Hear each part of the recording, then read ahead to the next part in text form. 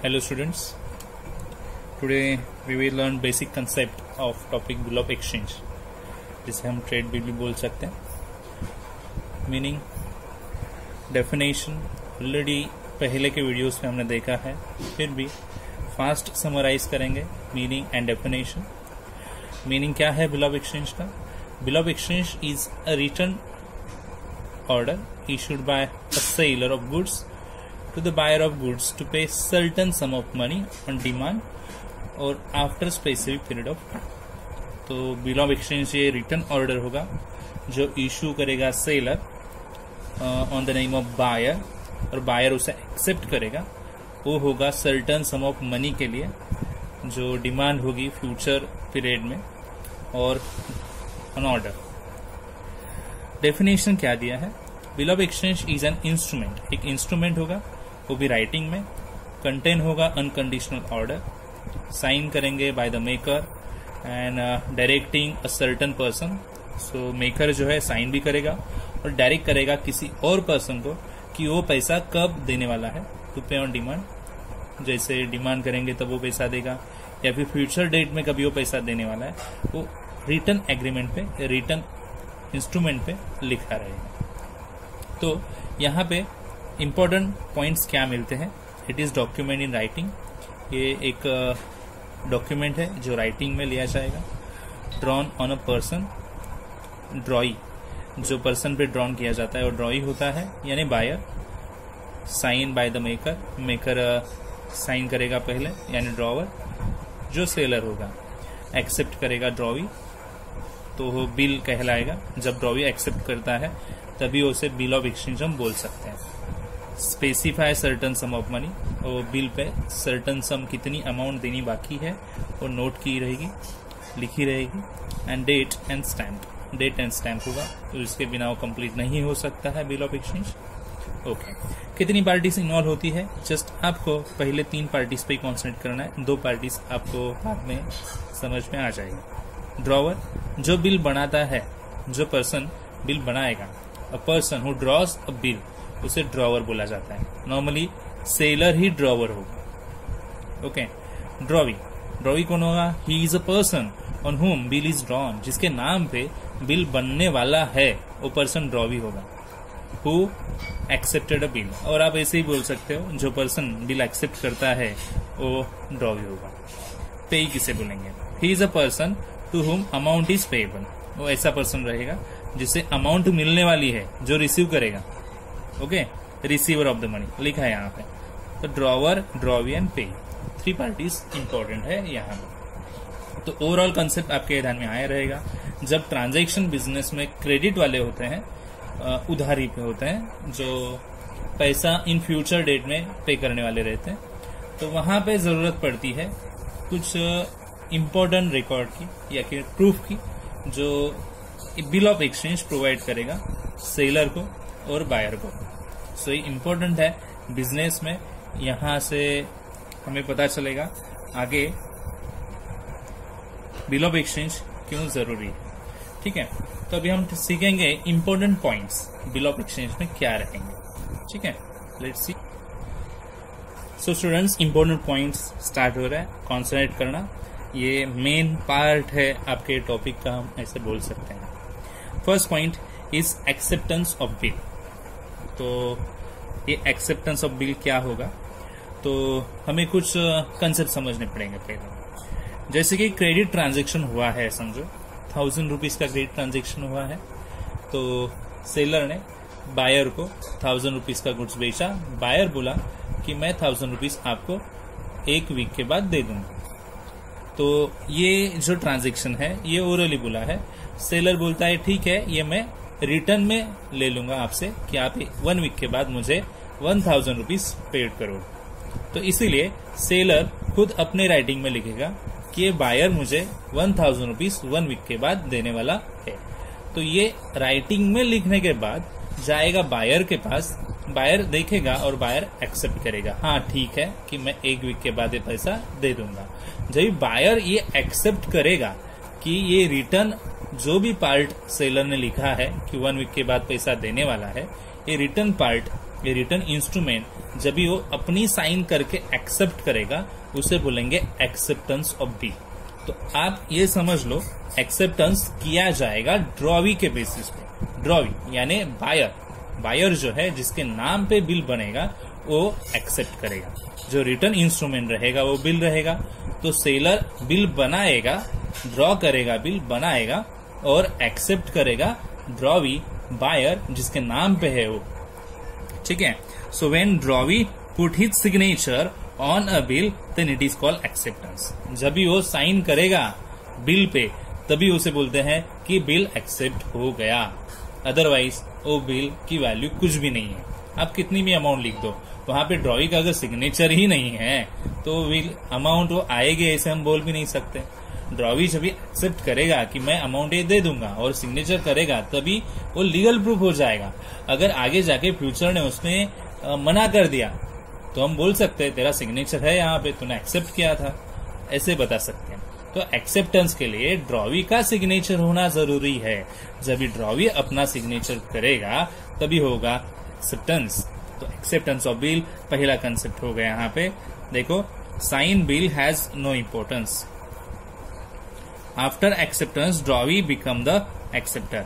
सो जब bill accept करेगा drawee तो एक्सेप्टर हो गया। विदाउट हिज एक्सेप्टेंस और without his sign bill has no importance. उसके साइन के बिना, उसके एक्सेप्टेंस के बिना बिल को कोई भी वैल्यू नहीं रहेगी। ठीक है। तो पहला पार्ट हो गया एक्सेप्टेंस ऑफ बिल। अभी पॉइंट नंबर 2 देखते हैं, ड्यू डेट ऑफ बिल। जैसे मैंने अभी छोटा सा एग्जांपल दिया आपको, तो 1 वीक के बाद अगर बायर बोलता है कि मैं पैसा दे दूंगा तो 1 वीक के बाद क्या डेट आएगी, वो डेट को जो पैसा वो देगा। जो डेट डिसाइड होगी ऑन दैट डेट ड्रॉवी को पैसा देना है। किसे? ड्रॉवर को। बायर को पैसा देना है किसे? सेलर को। सो जो डेट डिसाइड होगी वो होगी ड्यू डेट। वो डेट होगी due date. On that date buyer will pay all the money to seller. So it is the date on which bill amount is payable. Bill की amount payable जो date को होगी वो date होगी due date. Due date is arrive after adding 3 grace days. और 3 grace days add होते हैं हमेशा। मतलब समझो आज समझो 10 मार्च है, 1 महीने के लिए बिल बनाया तो 1 महीने के बाद डेट आएगी 10 अप्रैल।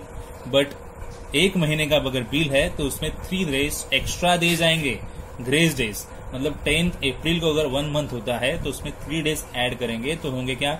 13 अप्रैल, और वो होगा हमारा ड्यू डेट। तो ड्यू डेट हमेशा पीरियड में 3 डेज ऐड करने के बाद मिलता है। सो ग्रेस डेज कितने रहेंगे? 3, याद रखना। Due date of bill also call maturity of bill.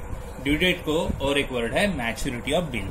So bill will be pay on the maturity of the bill, यानी ड्यू डेट को बिल की अमाउंट पेड होने वाली है। नेक्स्ट कंसेप्ट है ऑनर ऑफ बिल। देखो ऑनर ऑफ बिल क्या है?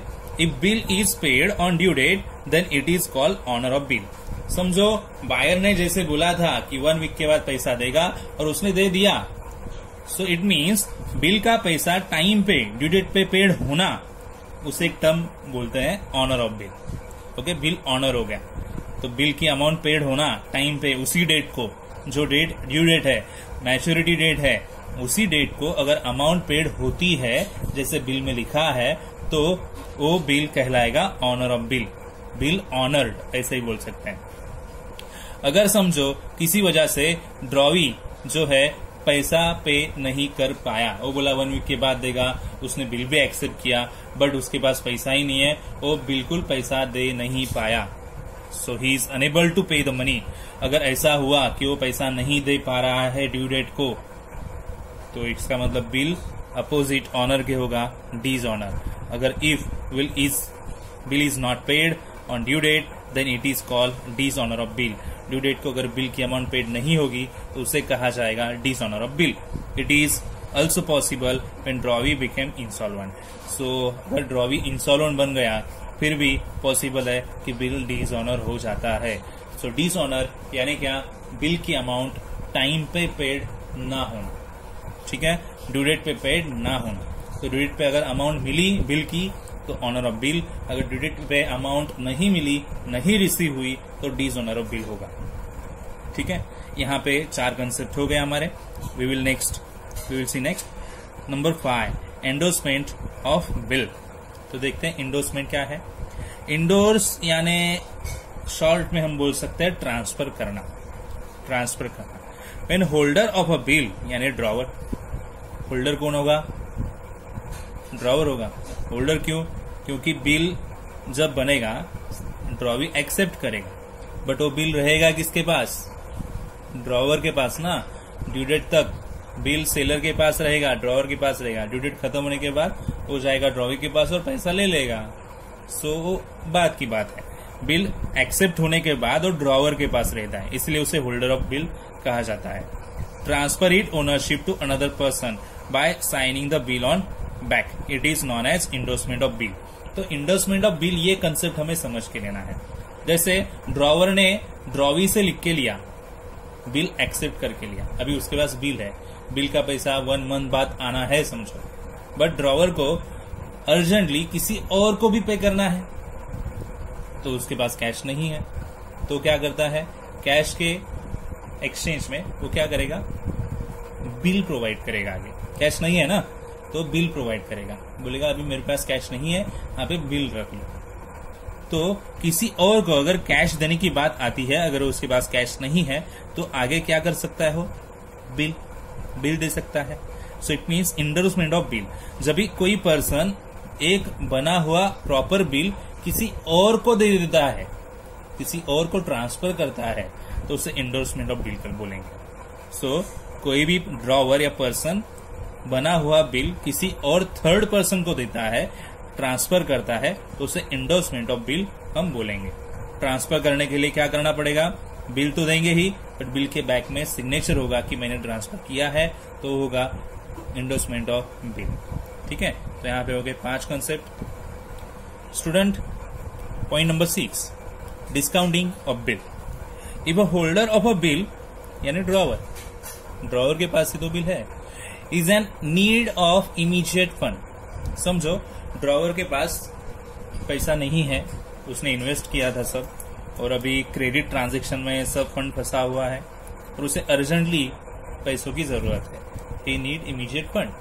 तो क्या करेगा? उसके पास बिल है, समझो 1 लाख रुपीस का बिल है, और उसे फंड की जरूरत है, तो क्या करेगा?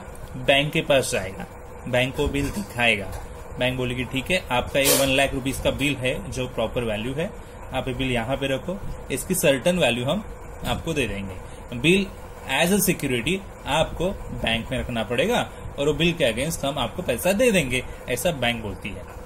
तो एक कंसेप्ट समझ लो, जब भी उसे इमीडिएट फंड की जरूरत होगी, किसे? ड्रॉवर को, he discount the bill with the bank. वो बैंक के पास जाएगा और बिल डिस्काउंट करेगा। Before the due date bank charge some amount as a bank charges. Bank पैसा देगी, 1 लाख का बिल है तो 1 लाख नहीं मिलेगा, समझो 80,000 मिला, 20,000 बैंक ने नहीं दिया, या फिर समझो 90,000 दे दिया, 10,000 नहीं दिया, कुछ अमाउंट हो बाकी बैंक अपने पास रखेगी। तो बैंक चार्जेस भी कुछ होते हैं, बैंक अपनी सर्विस देगी तो बैंक चार्जेस लेती है। सो देखो, he discount the bill with the bank before the due date, bank charge some amount as a bank charges for this service and bank pay remaining amount of a bill to holder. कुछ amount bank charges लगाती है और बची हुई जो बाकी amount है वो होल्डर को दी जाएगी। अगर होल्डर को इमीडिएट फंड की जरूरत है तो ये एक ऑप्शन होगा, क्योंकि बिल की अमाउंट हमें तभी मिलती है जब भी ड्यू डेट आएगी, और ड्यू डेट आने के लिए अगर टाइम है तो हमें इमीडिएट फंड मिलेगा कैसे? तो इसीलिए जो भी बिल है वो बैंक में रखो, बैंक आपको उसके अगेंस्ट पैसा देगी और बैंक अपना चार्जेस लेगी, और जो भी रिमेनिंग अमाउंट प्रॉपर बनेगी आपको दी जाएगी। तो ये होगा डिस्काउंटिंग ऑफ अ बिल। जो बैंक में बिल रखने के बाद पैसा मिलेगा तो पूरा कंसेप्ट कहलाएगा डिस्काउंटिंग ऑफ अ बिल। तो डिस्काउंटिंग बैंक में किया जाता है, कहाँ पे? बैंक में। आगे, bill send to bank for collection. तो देखो ये कंसेप्ट क्या है, bill send to bank for collection. समझो 1 महीने के बाद बिल की डेट आने वाली है, ड्यू डेट, और हमें ड्यू डेट के लिए ड्रॉवर पहले ही बिल बैंक में भेजेगा, बैंक में क्यों भेजेगा? बैंक को अल्टीमेट ऑर्डर दे देता है कि आप ये बिल की अमाउंट जो है आप कलेक्ट करो मेरे बिहाफ में। तो ड्रॉवर के बिहाफ में बैंक वो बिल की अमाउंट कलेक्ट करेगी और उसके अकाउंट में जमा करेगी ड्रॉवर के। तो बैंक ये सर्विस देती है, बिल का जो भी अमाउंट है वो अमाउंट कलेक्ट करने की सर्विस बैंक प्रोवाइड करेगी ड्रॉवर को। तो उसे कहेंगे bill send to bank for collection, collection के लिए बिल भेज दिया। तो okay, sometimes drawer send the bill to bank for collection purpose before the due to this is called bill send to bank for collection. तो due date के पहले ही collection purpose के लिए बैंक क्या करता है, ड्रॉवर क्या करता है, बिल बैंक में भेज देता है, उसे हम बोलेंगे bill send to bank for collection. ये सर्विस के लिए बैंक कुछ चार्ज जो है उस पे लगाएगी और ये सर्विस प्रोवाइड करेंगे। ये तो बात ऐसे ही है, बैंक कोई भी सर्विस दे दे तो चार्ज लेगी ही ऑफ कोर्स। तो बैंक यहाँ पे भी चार्जेस लगाती है। सो ये यहाँ पे जो चार्जेस लगते हैं उसे बैंक चार्जेस बोला जाता है। ठीक है, आगे देखेंगे नोटिंग चार्जेस। तो नोटिंग चार्जेस क्या है? Noting charges is the fees charge by notary public for noting the fact of dishonour of bill. अगर किसी वजह से बिल डिसऑनर हो गया, डिसऑनर की टर्म हमने पहले देखी इसके पहले, तो डिसऑनर अगर बिल हो गया तो पहले नोटिफाई करके लेना पड़ेगा नोटिंग ऑफिसर से, नोटरी पब्लिक ऑफिसर जो रहेगा उससे। अगर उससे हम नोटरी करके लेंगे कि बिल डिसऑनर हो गया है तो कुछ चार्जेस लेगा कि नहीं? यस, नोटरी पब्लिक ऑफिसर जो है वो चार्जेस लेगा नोटिफाई करने के लिए कि ये बिल डिसऑनर हो गया है। तो जो चार्जेस वो लेगा वो होगा नोटिंग चार्जेस। तो डिसऑनर बिल होने पे ही नोटिंग चार्जेस दिए जाते हैं। So this charge is paid by the drawer. Immediately payment करना रहता है तो ड्रॉवर पहले अपनी जेब से नोटिंग चार्जेस के पैसे दे देता है। बट डिसऑनर होने की वजह से नोटिंग चार्जेस आए हैं। तो डिसऑनर क्यों किसने किया है? ड्रॉवर ने तो नहीं किया। डिसऑनर कौन करेगा? ड्रॉवी, जो पैसा देने वाला है।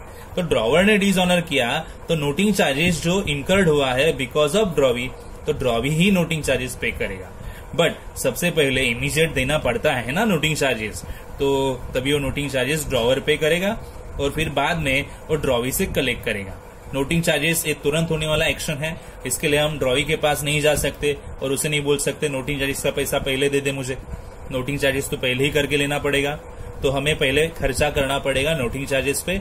और ये भी जो भी खर्चा है नोटिंग चार्जेस का, ये एक्स्ट्रा खर्चा हुआ और इसके लिए पूरा जिम्मेदार है कौन?